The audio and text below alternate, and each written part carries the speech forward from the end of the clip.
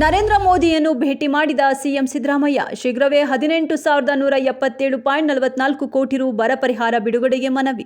ಮೊದಲ ಮನವಿ ಸಲ್ಲಿಸಿ ಈಗಾಗಲೇ 3 ತಿಂಗಳು ಕಳೆದಿದ್ದು ರೈತರು ಅತ್ಯಂತ ಸಂಕಷ್ಟದ ಪರಿಸ್ಥಿತಿಯಲ್ಲಿದ್ದಾರೆ ಎಂದು ವಿವರಿಸಿದರು.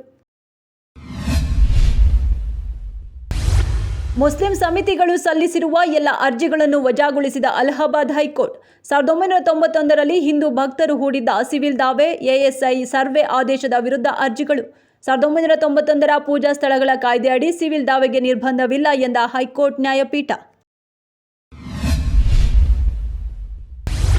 ನೆರೆಯ ಕೇರಳ ರಾಜ್ಯದಲ್ಲಿ ಕೊರೋನಾ ವೈರಸ್ JN1 ರೂಪಾಂತರಿ ತಳಿಯಿಂದಾಗಿ ಸೋಂಕು, ರಾಜ್ಯದಲ್ಲಿಯೂ ಆತಂಕ.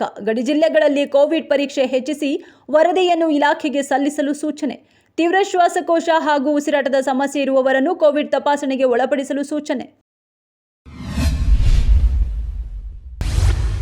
ರಶ್ಮಿಕಾ ಮಂದಣ್ಣ ಅವರ ಇನ್ಸ್ಟಾಗ್ರಾಂನಲ್ಲಿ ಒಂದು ಸ್ಟೇಟಸ್, ನನ್ನ ಜೀವನದಲ್ಲಿ ಬಂದಿದ್ದಕ್ಕಾಗಿ ಧನ್ಯವಾದಗಳು ಎಂದು ನಾನು ನಿನಗೆ ಹೇಳಲು ಬಯಸುತ್ತೇನೆ ಎಂದು ಪೋಸ್ಟ್.